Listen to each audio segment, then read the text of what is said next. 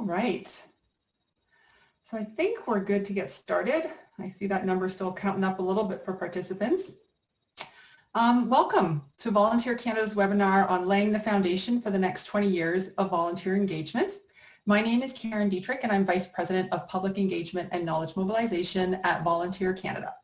I'm pleased to be your host for the next hour as we reflect on some key milestones in volunteer engagement from the past 20 years, discuss the impact of the current context on volunteer engagement, and explore what's needed to lay a strong foundation for the future. I would like to begin by acknowledging the Indigenous people of all the lands that we are on today. While we meet today on a virtual platform, I would like to take a moment to acknowledge the importance of the lands which we each call home. Joining you from Ottawa today, we recognize that Ottawa is located on unceded territory of the Algonquin Anishinaabe Nation. We do this to reaffirm our commitment and responsibility in improving relationships between nations and to improving our own understanding of local Indigenous peoples and their cultures. As I said a few minutes ago, I would like to invite everyone to please take a moment to introduce yourself in the chat. You can share your name, your organization, where you're located, whatever you feel comfortable with. Just make sure if you're sharing a comment in the chat and you would like everyone to see it, so panelists and attendees, that you do select the all attendees and panelists. We are recording the session today and it will be shared along with a copy of the slide deck with everybody who's registered for the webinar. So what can you expect from the next hour? Today's session will provide some background on the past 20 years of volunteer engagement, followed by a Q&A with our speakers on the past, present, and future of volunteer engagement. We will close our hour with a special presentation and sneak peek of the theme for National Volunteer Week 2021. A little more information about our speakers before we jump in. Jane Hennig is the chair of Volunteer Canada's Board of Directors. She is also the executive director of the Volunteer Action Centre Waterloo Region, which provides services that strengthen the capacity of over 200 charity and nonprofit organizations to engage and support volunteers. Paula Spivak is the president and CEO of Volunteer Canada. Paula joined Volunteer Canada after serving as the managing director of Carleton University Centre for Voluntary Sector Research and Development. Prior to her focus on applied research, Paula enjoyed a 24-year career as a practitioner and senior manager in the nonprofit and voluntary sector in both institutional and community-based settings in Montreal, Ottawa, and on pan-Canadian initiatives. Liz Weaver also joined us, co-CEO of Tamarack Institute and strategic lead of the Tamarack Learning Centre. Liz is well known for her thought leadership on collective impact. She is a co-catalyst partner with the Collective Impact Forum and leads a collective impact capacity building strategy with the Ontario Trillium Foundation. In her career, Liz has held leadership positions with YWCA Hamilton, Volunteer Hamilton, and Volunteer Canada. She also led the development of the first Canadian Code for Volunteer Involvement in 2001. Thank you to all of our speakers for joining us here today. And with that, I would like to invite Jane to provide some opening remarks. Hello and welcome everybody. On behalf of the Board of Directors at Volunteer Canada, I'd like to thank you for joining us today. This is a topic that is near and dear to all of us in terms of the foundation and infrastructure of volunteer engagement across the country. I'm really looking forward to the conversation with Paula and Liz. I've known both of them for very many years, and I think we are privileged in this country to have such knowledgeable individuals who are recognized both within our borders and outside of our borders for their work in volunteerism and community.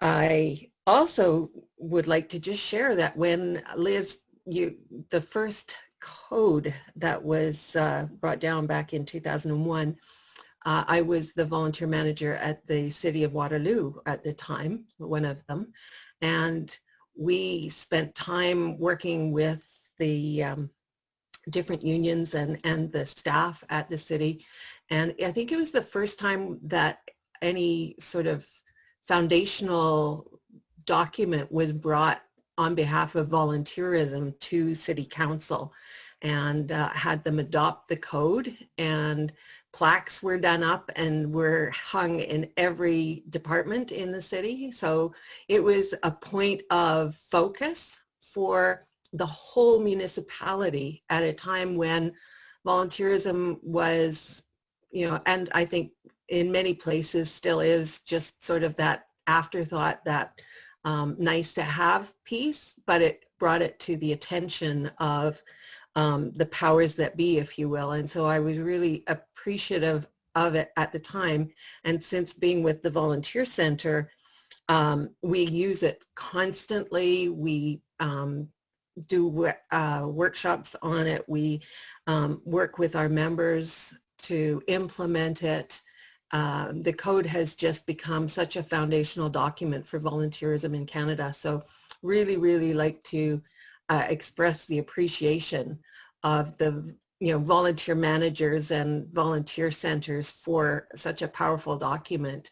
And I know it's gone through iterations at Volunteer Canada, and we're hoping for some new directions as well in the future, but it is a fabulous document.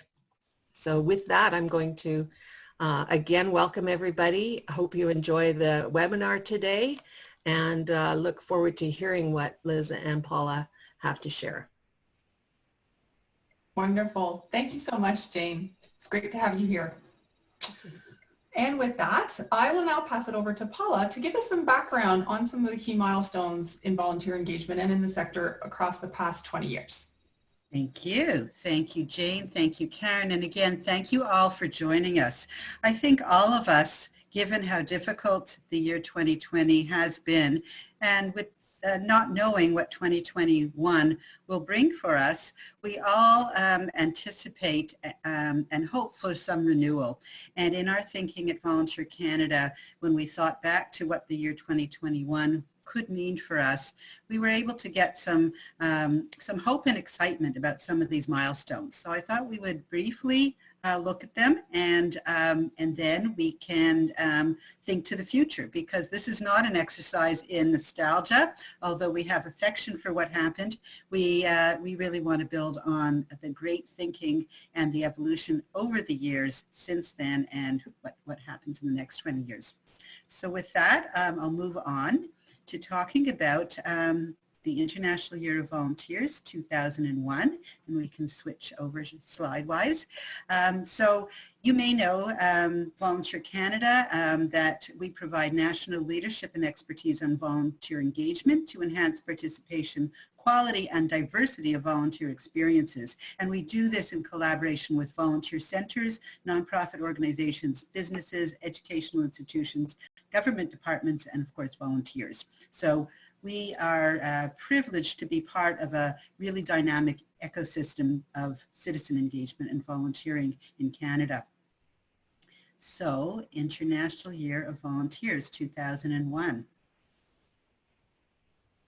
So some of you may know that the United Nations does declare certain years special to put a focus on priority issues.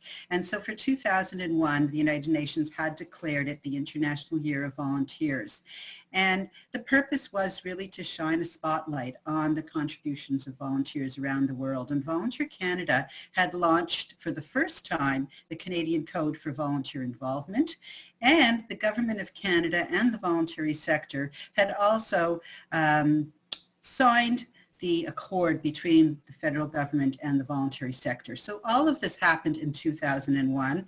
Some of it is interconnected, but I'll review each one separately. So on to the International Year. So as I was mentioning, the purpose was to shine a light on the contributions of volunteers around the world in all their names and all their shapes. And as all of us know, the words we use and the way we think about our responsibility to each other as members of communities and as contributors to society is different around the world. And this was an opportunity to really look at it in all of its shape and glory.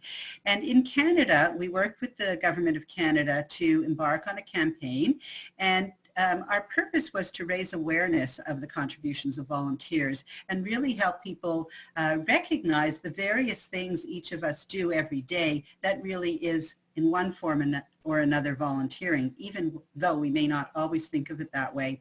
We wanted to recognize Canadian volunteers, and we really wanted to promote volunteering more broadly so that everyone can see themselves in the picture.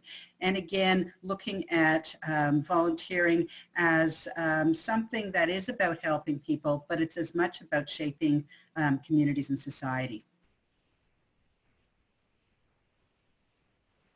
So as I mentioned, one of the things we were very, very fortunate to have among our network was Liz Weaver, who at the time was the executive director of Volunteer Hamilton and was also a participant of the McGill-McConnell Masters of Management program.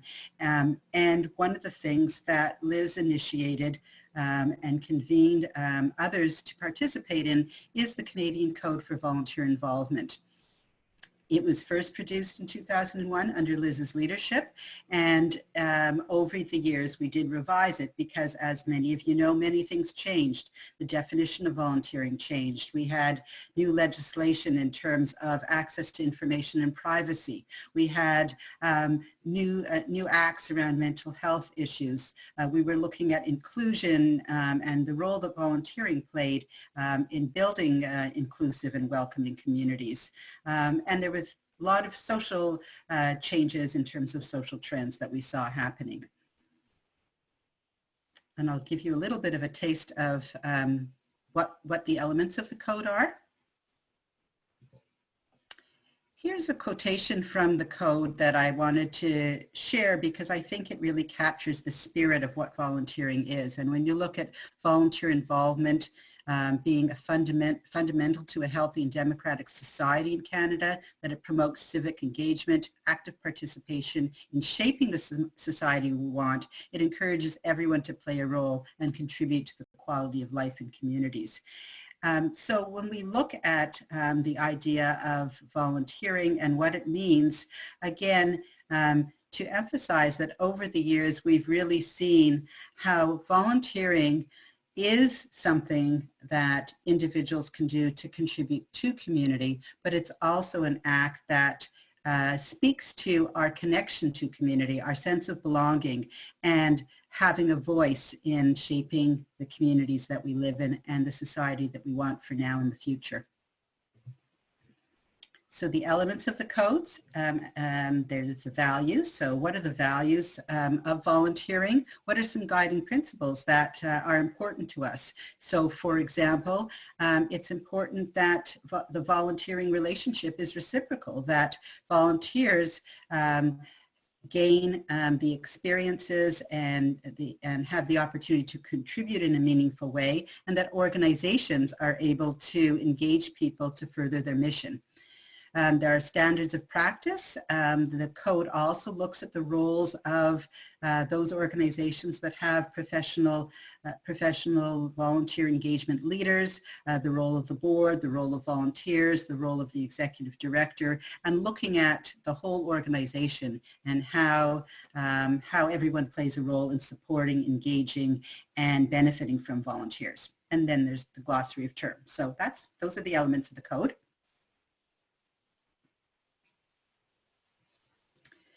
And then there's the Accord. So some of you may have heard of the Accord. It was signed between the Government of Canada and what was called at the time the voluntary sector, the nonprofit and charitable sector.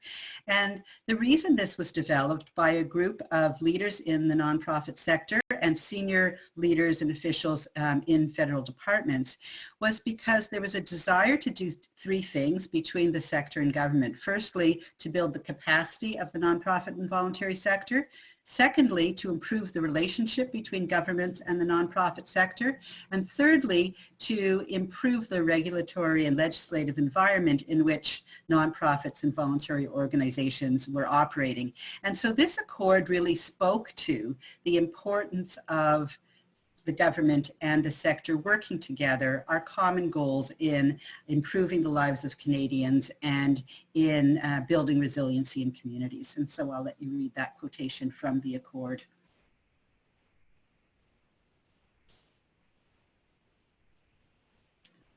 And here you have the purpose of the Accord. And again, it was to strengthen the ability for governments and the sector to improve the lives and quality of life of Canadians and communities.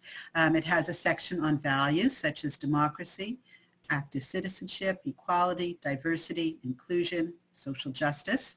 And finally, there are principles. How do we work together? How do we consult one another? How do we engage in a respectful way? How are we accountable to one another? And how do we engage in meaningful dialogue when policies are being reviewed and developed? And the commitment also outlined in the Accord spoke about regular touch points where we would report on our progress of our respective work and on our work together. So those are the elements of the Accord.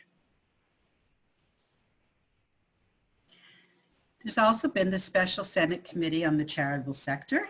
And this, of course, is more recent in our history. It was the report was tabled in June 2019, but a few weeks ago was formally passed by the Senate. And as many of you know, the Special Senate Committee on the Charitable Sector took its time to hear from people in the sector, researchers, thought leaders, politicians, a whole gamut of individuals who really wanted to talk about what are the issues and what will help Canadian charities and nonprofits reach their potential and then help the rest of us reach their potential. So at Volunteer Canada, we focused on some recommendations that relate to volunteering and citizen engagement. So one of the recommendations is that we create a national voluntary action strategy. We look at the costs of recruiting and retaining volunteers. We make police checks and vulnerable sector checks timely, accessible, and affordable. That we look at how we recognize volunteers. And we also look at the diversity on boards of directors of nonprofits. Many of the other recommendations in the report relate to the health and the broader issues in nonprofits and in the sector.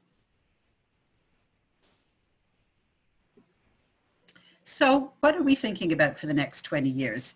I mentioned some of the things that have changed. We've seen an increase in informal volunteering, and we've embraced it. We've particularly seen informal volunteering and surge volunteering when there have been floods and forest fires, and of course now during the pandemic. We've also seen an increase in attention paid to organic movements and people's ability to raise awareness, raise funds, mobilize people outside of organizations that sometimes looks quite structured, but is actually, again, part of that those organic movements and informal volunteering.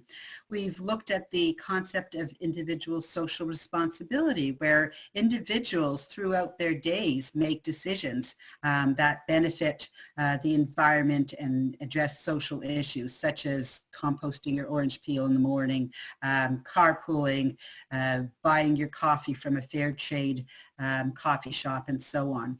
So we've seen a lot of change, and we see ourselves positioning the sector and society to engage in new ways, more collaborative and a lot more participatory. So when we look to the next 20 years, and when we particularly focus on 2021, what we're hoping to do this coming year in 2021 is celebrate the 20-year anniversary of the International Year of Volunteers, and once again shine a light on what volunteers have contributed over the last 20 years, particularly during the pandemic, but also how volunteering has changed. We're hoping to look at the definition of volunteering and really promote, again, a broader sense of engagement. We're looking at launching a 20th anniversary edition of the Canadian Code for Volunteer Involvement and take into account many of the things we've been discussing in terms of the shining a light on issues of equity, racism, and other issues that have captured our attention in terms of emergency preparedness and so on. We're also hoping to look at the Accord and engage with our colleagues in the federal government to revise, refresh, and possibly have a re-signing ceremony in December 2021. So those are some of the things we're hoping to focus on and put energy into and engage all of you in thinking about how do we celebrate 2021, how do we position ourselves for the near future, and as importantly, how do we anticipate the next 20 years, and how we broaden our tent and embrace all the various forms of community involvement. Wonderful. Thank you so much, Paula, for that great overview. I'm just going to pause to see if anybody has any questions. There was a questions about how often the code was updated. So thank you to our colleague Allison mentioning there have been 3 revisions in the past 20 years. So just before we move on, just wanted to see if there was any questions. And I also want to acknowledge that many of you have contributed to the things that I'm discussing. We've had many focus groups and working groups, workshops, people giving feedback, and it really, the codes have been brought to life because of the work that all of you do. We do have one question asking if there's a specific federal department that we work with in the Government of Canada. Great question. So there is a branch within Employment and Social Development Canada that does champion volunteering and issues related to the sector. We also work with Public Safety Canada and the RCMP around vulnerable sector checks and issues related to screening. We work with Statistics Canada on the General Social Survey of Giving, Volunteering and Participating, serving on their steering committee. And at times when issues are happening with volunteer engagement in other departments, we have been involved with some of their work. Perfect. Thanks, Paula.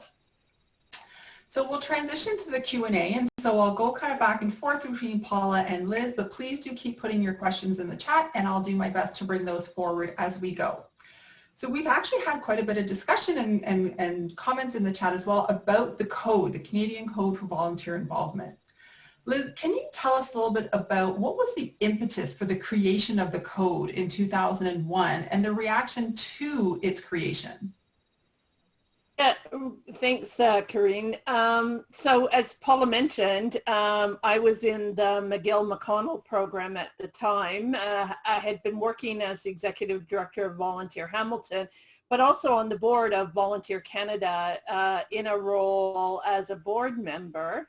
So one of the opportunities of the McGill-McConnell program was to anchor the learning of the program, which was a leadership and management approach in an organization. And so I thought about what we could do, and it was just around, you know, the time of launching of the International Year of Volunteers, and so really thought about what we could do. And one of the modules that we had in the program was a module around ethics and values. And I thought, wow, wouldn't it be cool to have a code for a Canadian code for volunteering? So I spoke to the professor, Fred Bird, and Paula would know him as well. I said, you know, I'm intrigued by this, and, you know, is it possible? There weren't, we looked globally, and there weren't other examples of this. There were, you know, maybe some smaller ones, but not the kind of thing that we envisioned. And so then we convened a group of individuals, some managers of volunteers, some folks that were volunteers themselves.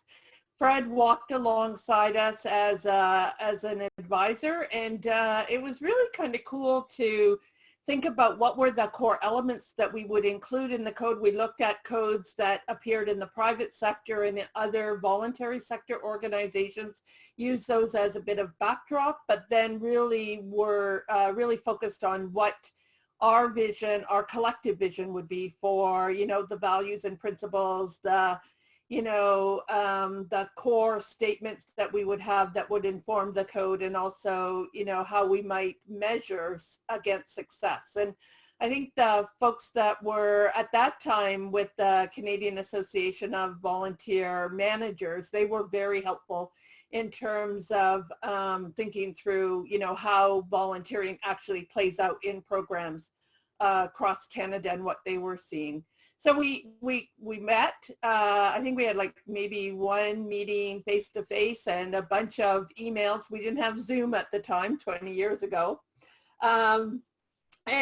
We iterated it, and then we had a very tight deadline. Like it had to, between when we first kind of framed it and when it actually got launched for the International Year of Volunteers was a very short window. But we knew, and I'll stop in a minute, but we knew it was a living document.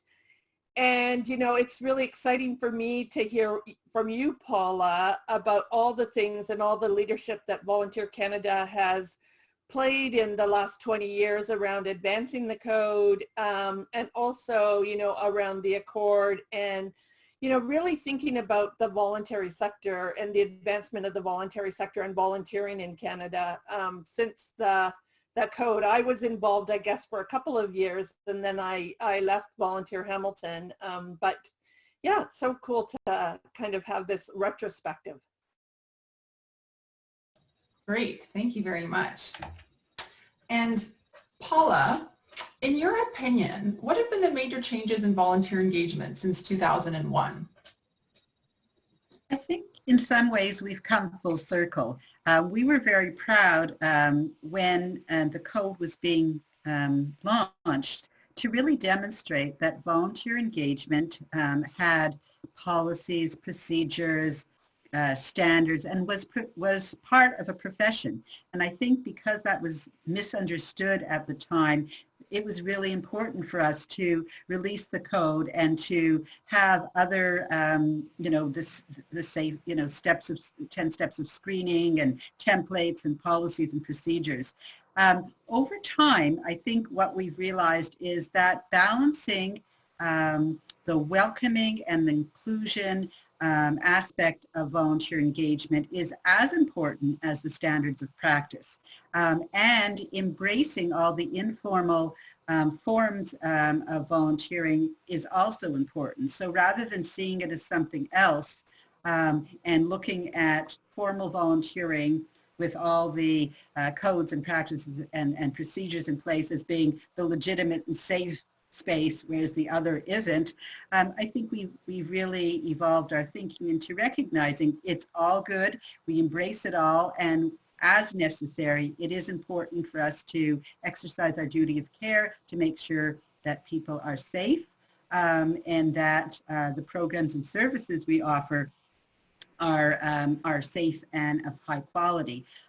So I think that's one thing that we have re-embraced some informal ways of being. I think the other thing is, again, acknowledging the skills-based volunteering, pro bono services, some of the work in employer-supported volunteering that has always been there in some form, but it is now a third of volunteers report that they get support from their employers, and the important work that workplaces do in supporting and serving as hubs for community engagement.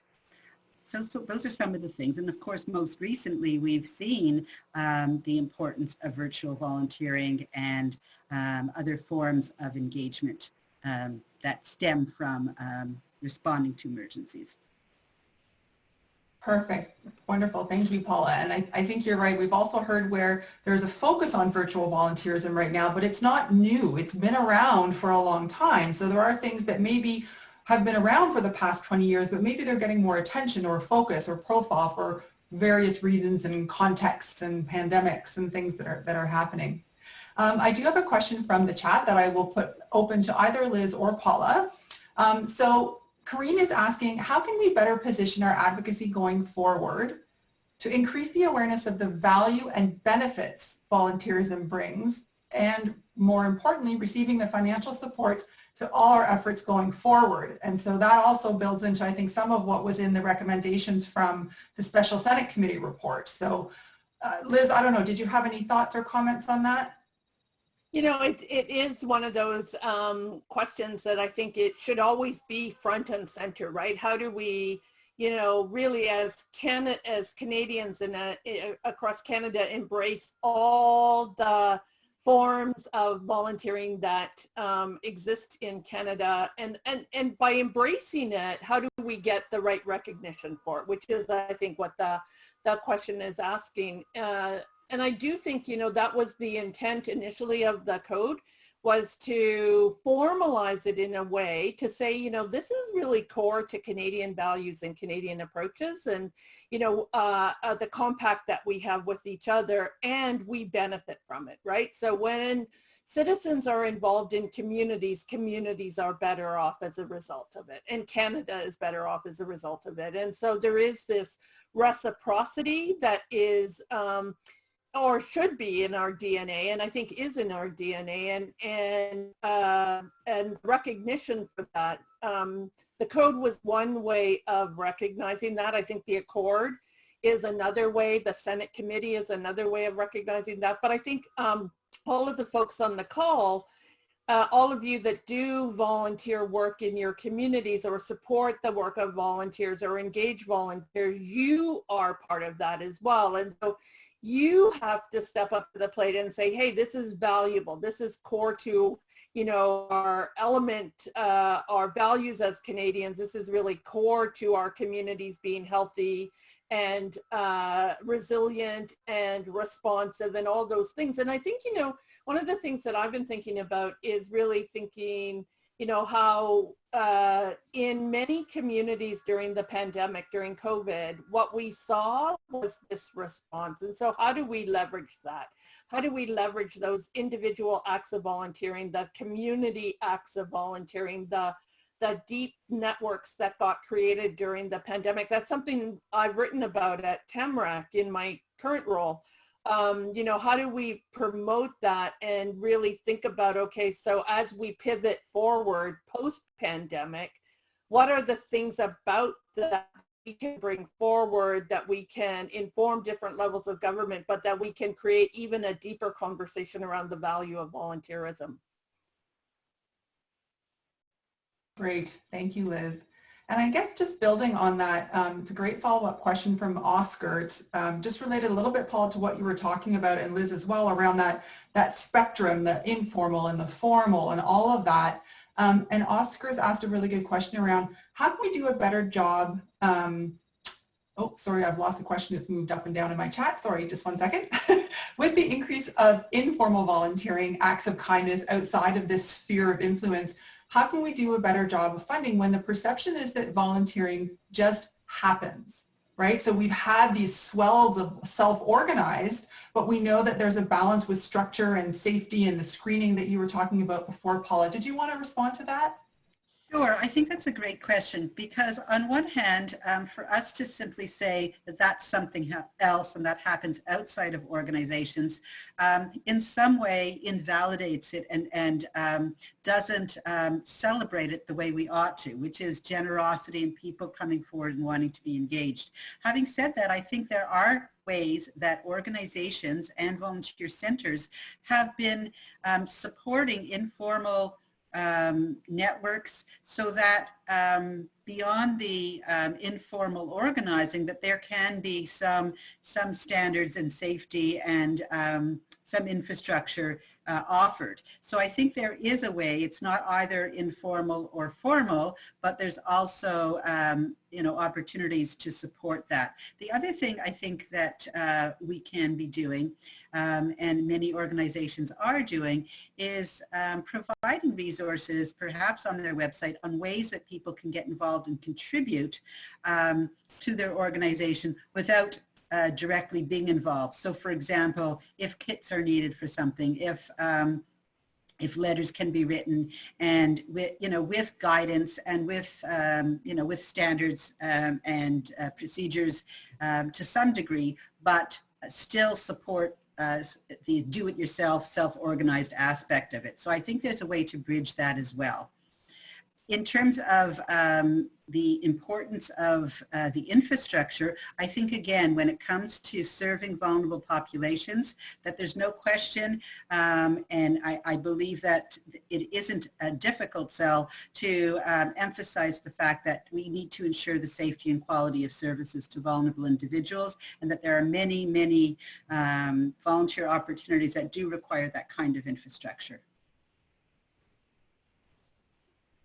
It might be, you know, before you jump in, Karen, it might be interesting to, in the iteration, the 2021 iteration of the code, to include a volunteering part of the code, right? To say, you know, this is a pretty important shift. I mean, we've always seen informal to formal, but what does that really look like in Canada now? And what are you all seeing? And that would be very, because it would recognize and document the spectrum and allow people to say, hey, yeah, there's value right across the spectrum, right? And there are supports and resources that are required, you know, at different points in the spectrum. I think every type of volunteering does require, as you said, Paula, it does require some kind of support. Yeah, so it's kind of cool. Absolutely. As we all know, there has been a lot of change this past year, and sometimes it might feel as though the pace of change is continuing to accelerate, whether we're in a pandemic or just technology or whatever it might be. So this is a question for both of you, so whoever is inspired can go first. What do we need to be thinking about now to lay a strong foundation for volunteer engagement over the next 20 years? So not just next month, but long term. What do we need to be thinking about now for that longer term foundation of volunteer engagement? Okay, well, one of the things that occurs to me is that we often refer to civil society as being the domain of the nonprofit and charitable sector. And I think over time we've really seen that civil society depends on responsive government, thriving business, and a resilient nonprofit and voluntary sector. And as importantly, the three sectors working together. And I think that has happened over time. Certainly the Tamarack Institute has done a lot of work on that collective impact and collaboration. But more and more, I think that we're starting to see the importance and great examples of how the sectors work together. The other thing I would say is that when you look at what's happened this past few years, whether it's floods, forest fires, or now the pandemic, that the idea of volunteering and the role it plays in emergency response there has been a spotlight shone on that, and I think that there is more recognition of the assets and resources that the sector has. So I think that the future will depend on a more fluid way of identifying and nurturing both the individual assets that each sector has, but how do we bring them together? You know, and I would build on that, because I think you're absolutely right, Paula. I think there are some other trends that we're seeing at Tamarack around isolation and loneliness and mental health issues that are, you know, coming out of the pandemic. Social isolation and loneliness we've seen as a trend in Canada over a number of years, but the pandemic has really shone a light on, you know, mental health and people being able to, you know, deal with the pressures that their lives bring. And we know, I mean, the research, even going back 20 years ago, was people who volunteer feel healthier, they feel more connected to their communities, they feel more purpose in their lives, right? And I think, you know, that doesn't change.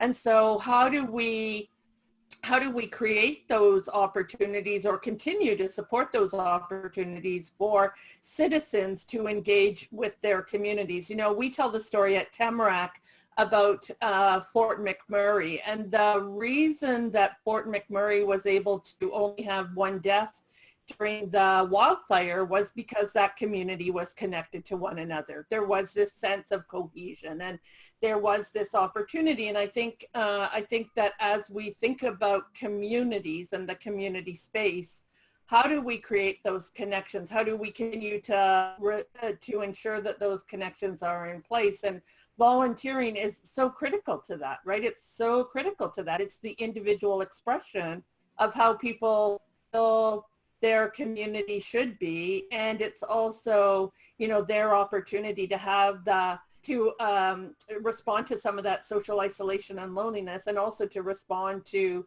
you know, building better resilience and better mental health. I think if we look at some of those things that we're feeling right now, all of us, as we're trying to emerge from, you know, this, the other thing I think about a lot, and we talk a lot about at Tamarack, and, you know, I think it's going to be our challenge, not only at Volunteer Canada, but, you know, for all of us, is that probably we're going to see continual disruptions, right?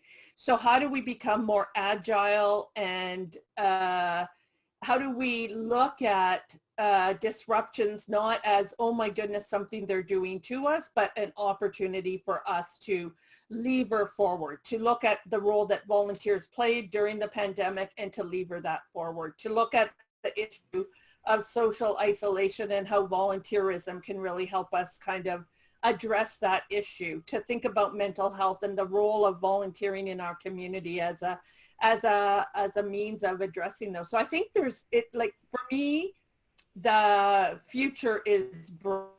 I know that it might feel a bit dark, and it might feel like we don't have enough resources and, you know, those kinds of things. But I think that the future for me is, I'm always optimistic about what the way that volunteerism plays out in the future that we have. Wonderful. Thank you both so much. So I'm just conscious of time a little bit, so we will move a little bit forward, and if we have time at the end, we'll certainly take some more questions. But I'll hand it back over to Paula just to talk about the importance of, you know, and our excitement around, you know, celebrating 20 years after the year of the International Year of Volunteers. So one of the things we wanted to do was to really frame the coming year, 2021, as IYV plus 20, International Year of Volunteers plus 20, and both capture and celebrate the last 20 years and prepare ourselves for the next, as the theme of this call. And we have a logo that we've developed that we will use throughout the year.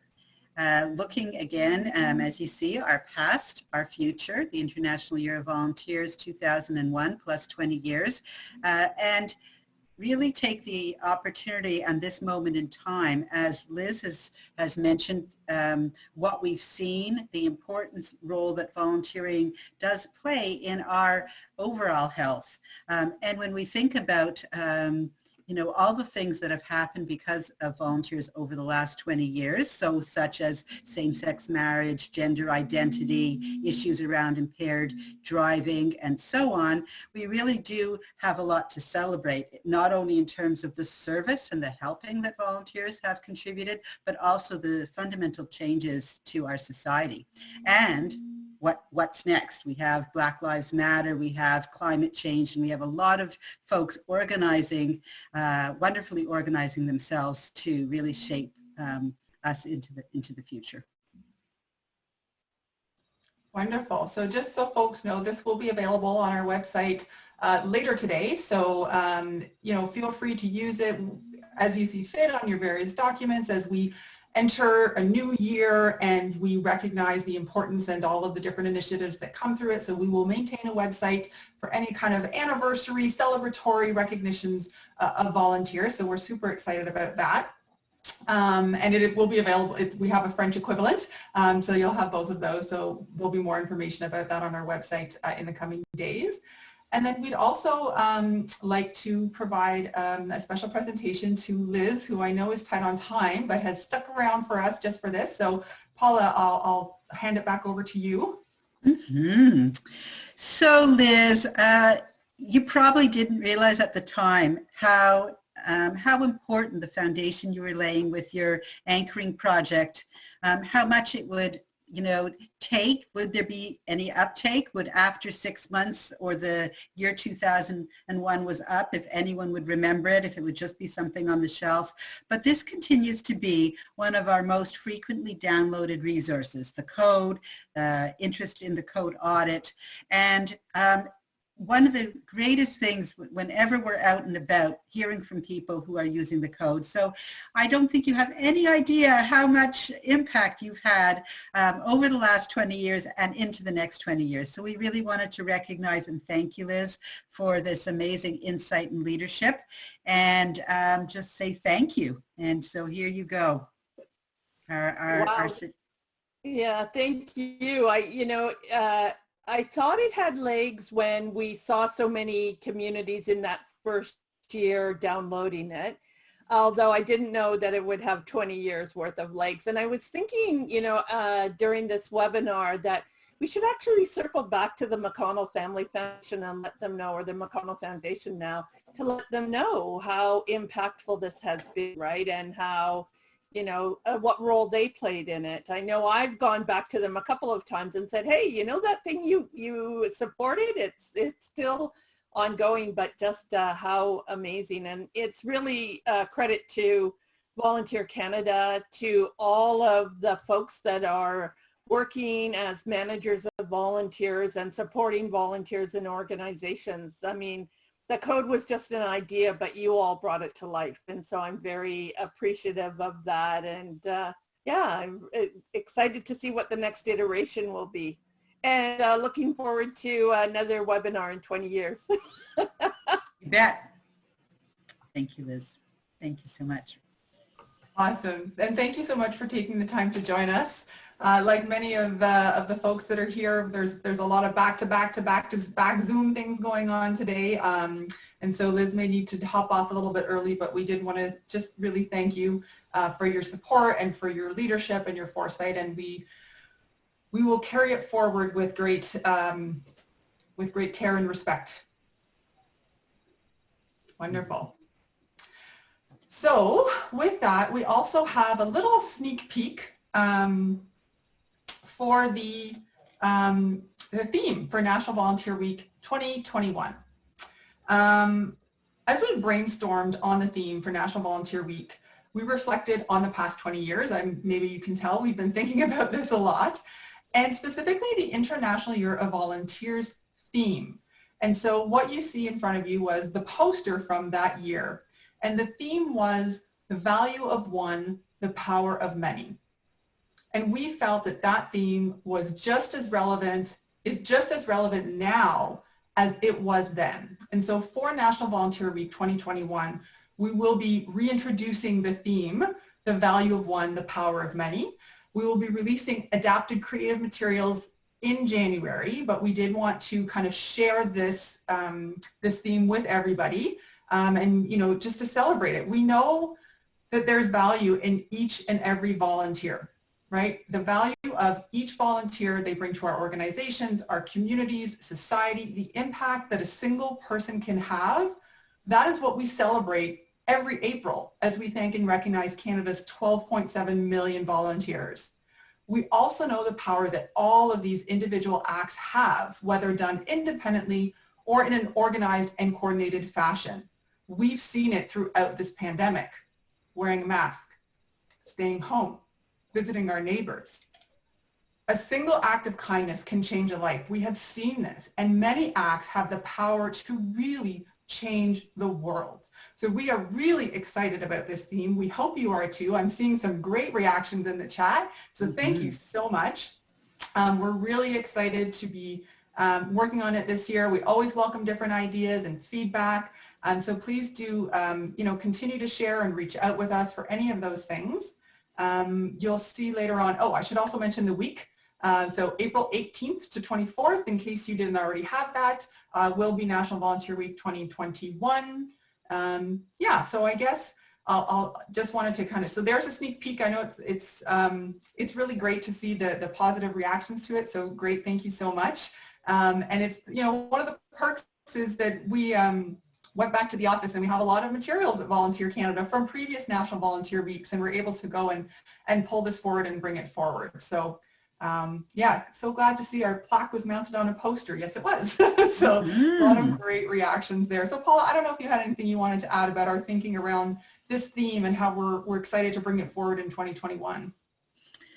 Well, again, we've talked about some of the things that the pandemic has illuminated: inequities in certain vulnerable populations, the issue of anti-racism and social injustice, concerns about climate change, also the excitement that Canada is planning to welcome over 400,000 newcomers to Canada in 2021. So what we're really imagining here is, again, making sure that we always recognize, rather than feel discouraged, what can I do about the environment? What does my one act of recycling do? Well, there's value in what one person does. And what we've seen, as Karen was saying, when we work together to really collectively approach, whether it's business, governments, nonprofits, individuals, families, classes, and so on, working together. So the collective and the power of the many. So we're going to find creative ways to really attach it to some of the things that have been going on and some of the things that we know we need to have both individuals and many people working on in the future. Great.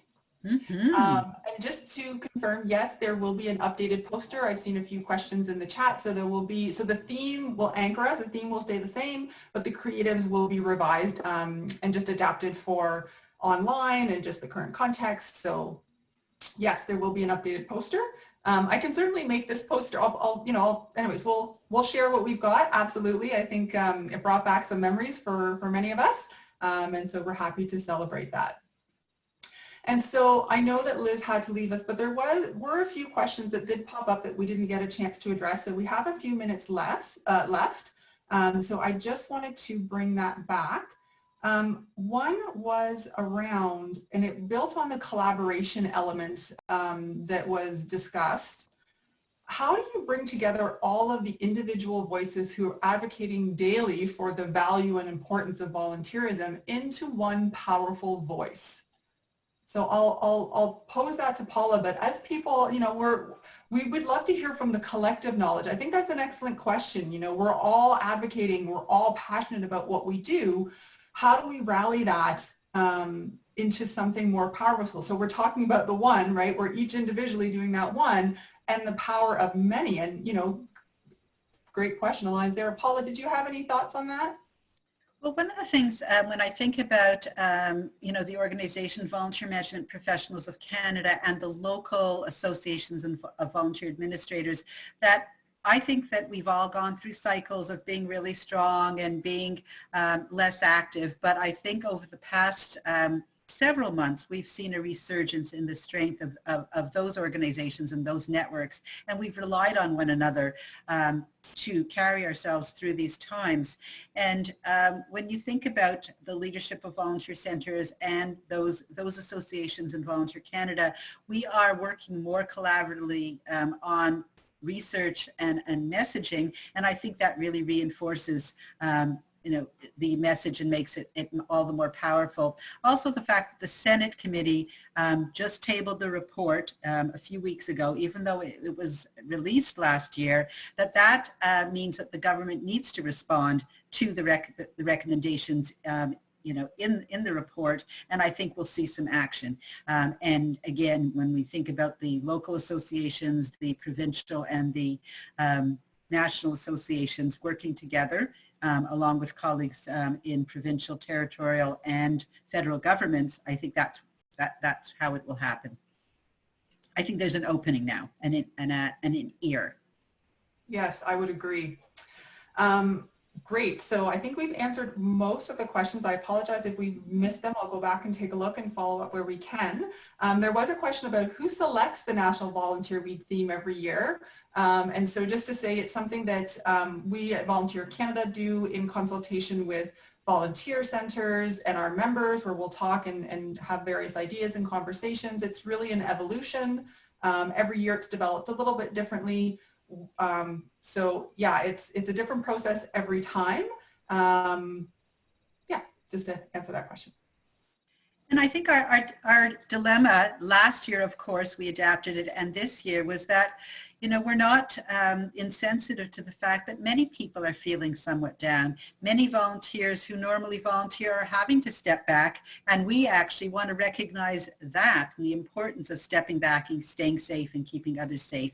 And so, and having in-person events this year is less likely than we might have hoped. So with that in mind, we want to make sure that we are expressing our awestruck nature of the contributions of volunteers without being insensitive to the tone and the feelings people are having. So whether it's not going to be a balloon woohoo, but it's going to be a wow, isn't this incredible? And I think that that's something that all of us are trying to figure out, how, you know, the pitch and the tone.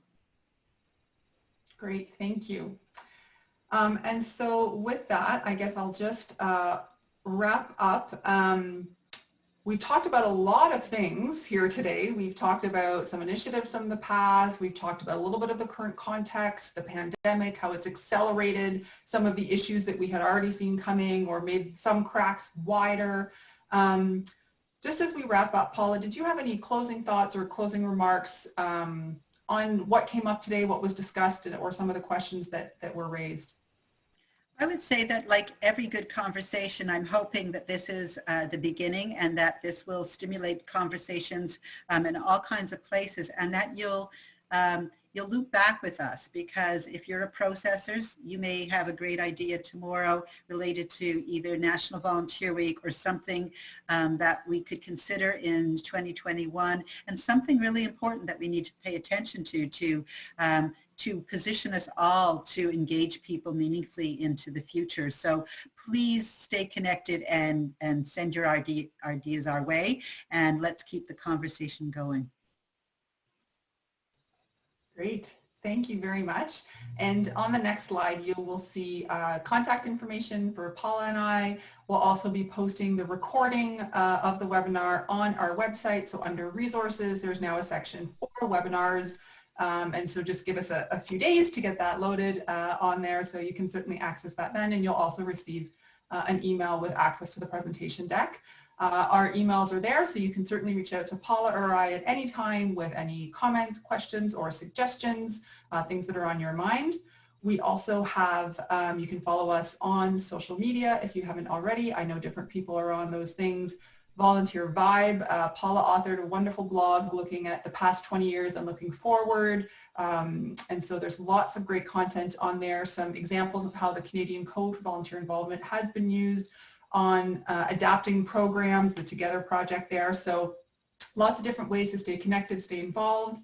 A very, very big thank you for taking the time to join us today. I know everyone's busy. I know that a lot of people have calls and webinars and Zoom, so we really appreciate your time, your feedback, your comments, and we look forward to continuing to engage with you many times in the years ahead.